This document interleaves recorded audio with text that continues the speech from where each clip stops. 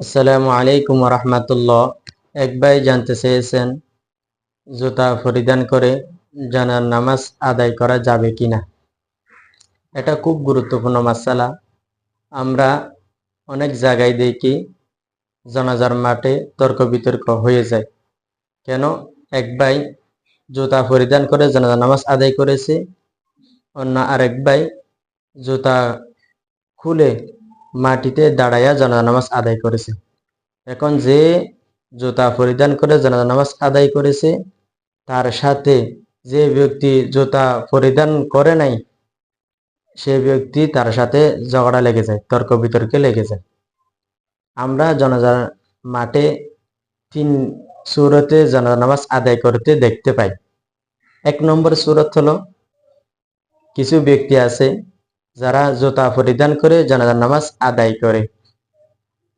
2 নম্বর সূরত হলো কিছু ব্যক্তি জানার নামাজ আদায় করার সময় জুতা খুলে জুতার উপর দাঁড়াইয়ে জানার নামাজ আদায় করে।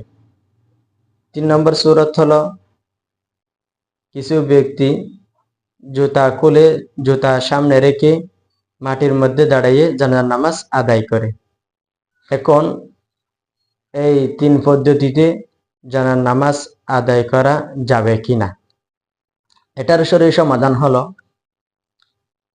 প্রথম নম্বর সূরত যে ব্যক্তি জুতা পরিধান করে জানাজা নামাজ আদায় করতেছে সে ব্যক্তি জানাজা নামাজ সহি হওয়ার জন্য শর্ত হলো তার জুতো পবিত্র হতে হবে এবং যে স্থানে দাঁড়াইছে সে স্থানটু পবিত্র হতে হবে।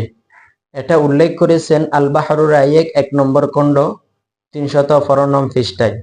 লাউ কামা আলান নাজাসাতি ওয়া ফি রিজলাইহি না আলান লাম ইয়াজুস। যদি কোনো ব্যক্তি নাজাসাতের উপর দাঁড়ায় এবং তার দুনো পায়ে যদি জুতা থাকে তাহলে তার নামাজ সহি হবে না, শুদ্ধ হবে না। এখন যে ব্যক্তি জুতা পরিধান করে জানার নামাজ আদায় করতেছে তার জানার নামাজ সহি হওয়ার জন্য শর্ত হলো তার জুতা পবিত্র হতে হবে এবং যে স্থানে দাঁড়াইছে সে স্থানটাও পবিত্র হতে হবে। প্রথম নাম সূরত। 2 নম্বর সূরত আমরা দেখতে পাই জুতা খুলে জুতার উপর দাঁড়িয়ে জানার নামাজ আদায় করে। এখন এই পদ্ধতিতে জানার নামাজ আদায় করলে জানার নামাজ সহি হবে কিনা, এটাও আল বাহরুর রাইয়েক ফতোয়ার কিতাব 1 নম্বর খণ্ড 315 নং পৃষ্ঠায় উল্লেখ করেছেন। যে ব্যক্তি জুতা খুলে জুতার উপর দাঁড়িয়ে জানার নামাজ আদায় করতেছে তার জন্য শর্ত হলো ওয়ালাউ ইফতারাশা না আলাইহি ওয়া কামা আলাইহিমা জাযাত। যে ব্যক্তি জুতা খুলে জুতার উপর দাঁড়িয়ে নামাজ আদায় করতেছে সে ব্যক্তির জানার নামাজ সহি হওয়ার জন্য শর্ত হলো যে অংশের উপর দাঁড়াইছে, জুতার নিচে না, জুতার উপরের অংশের উপর যে ব্যক্তি দাঁড়াইছে সে অংশটা পবিত্র হতে হবে। জুতার নিচের অংশ যদি না ফাঁকে থাকে তাহলে কিছু হবে না। জুতার উপরের অংশ যে অংশের উপর দাঁড়াইছে সে অংশটা পবিত্র হলে তার জানার নামাজ শুদ্ধ হবে।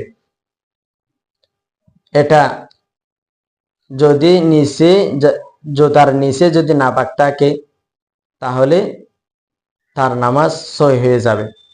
2 নম্বর সূরত এখানে উল্লেখ করেছেন লাস্টে লাকিন লা বুদ্দা মিন তাহারাতিন না আলাইন। এই জুতাটাও কি হতে হবে? পবিত্র হতে হবে। যে জুতার উপর দাঁড়াইছে সে জুতার উপরের অংশটা পবিত্র হতে হবে। নিচের অংশ নাপাক থাকলেও অসুবিধা নেই, উপরের অংশটা পবিত্র হতে হবে। 3 নম্বর সূরত জুতা খুলে জুতা সামনে রেখে মাটির উপর দাঁড়িয়ে নামাজ আদায় করবে, এরকম ব্যক্তি আমরা দেখতে পাই।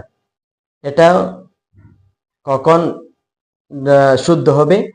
যে ব্যক্তি জুতা পড়ে নাই, জুতা সামনে রেখেছে এবং মাটির উপর দাঁড়িয়ে জানার নামাজ আদায় করতেছে, সেই ব্যক্তির জন্য শর্ত হলো যে মাটির উপর দাঁড়াইছে সে মাটিটা পবিত্র হতে হবে।